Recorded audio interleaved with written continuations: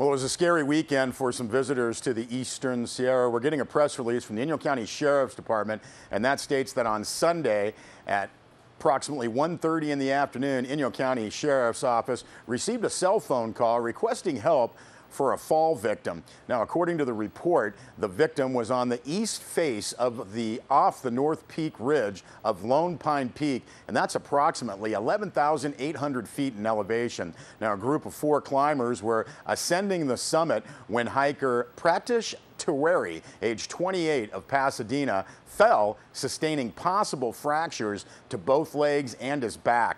Now, with assistance from CHP helicopter H-40 out of Fresno, a combination of rescuers from Inyo County Search and Rescue and China Lake Mountain Rescue were inserted onto the summit of Lone Pine Peak. The rescuers climbed down to Tiwari, reaching him at approximately midnight. Now, rescuers carried extra equipment and stabilized Tiwari and his companions for the night. Now, on Monday morning at approximately 6:30, CHP helicopter H-40 was able to extract Tiwari. He was treated at Lone Pine Hospital and transferred to an advanced medical care unit.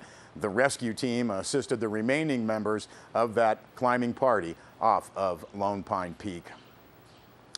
Well, the Great Basin Air Pollution Control District has confirmed that the Los Angeles Department of Water and Power did not file required paperwork regarding potential asbestos in the historic hair shop in Independence. Bennett Kessler filed this report. Inyo County also confirmed that LADWP failed to wait for an environmental review and issuance of a demolition permit before destroying the old building. Now, Jan Sudemeyer, air quality specialist for APCD, confirmed that DWP did not go through the required steps before demolishing the building. She said she had emailed them the form, fee requirements, and asbestos survey, all required under law. Sudemeyer said DWP should have taken those required steps before demolishing the building.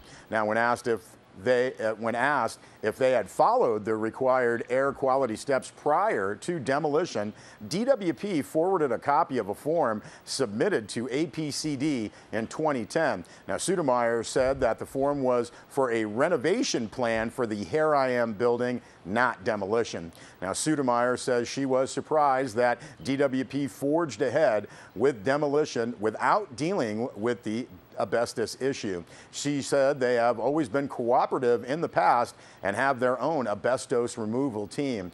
Now, Inyo County Council Randy Keller confirmed that DWP failed to go through a California Environmental Quality Act review as required by Inyo County when LA filed for a demolition permit for the hair shop. Keller said Inyo's planning department said LADWP needed to do a CEQA review on the building.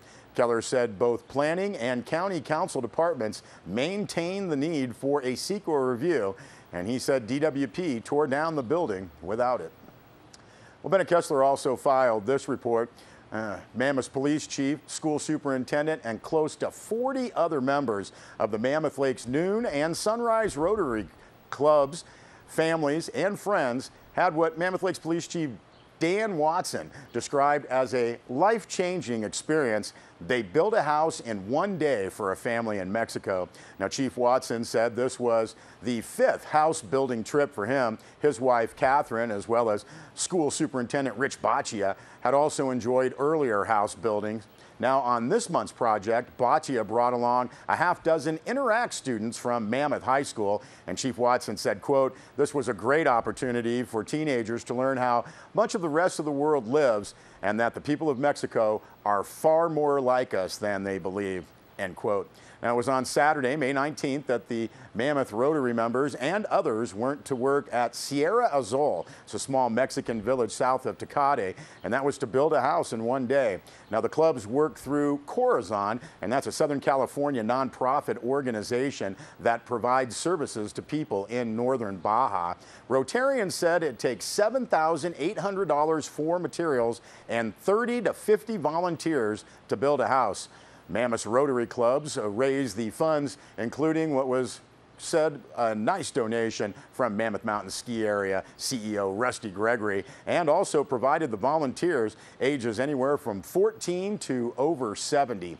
Now, the group met the De La Rocha Laura family, who had donated hundreds of volunteer hours in their community, and that was to get on the list for a new home. Construction started at 8 a.m. and was wrapped up by 3:30 p.m. Rotarians said homes built by Corazon volunteers are humble by U.S. standards. They have no plumbing or electricity, but amount to a big step up for the families.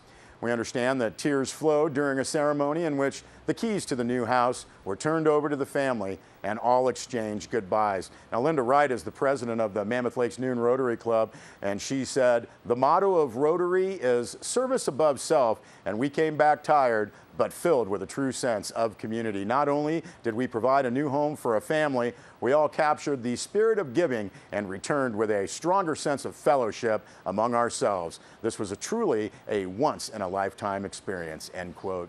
If you would like to see some more information on Corazon, it can be found on their website, corazon.org.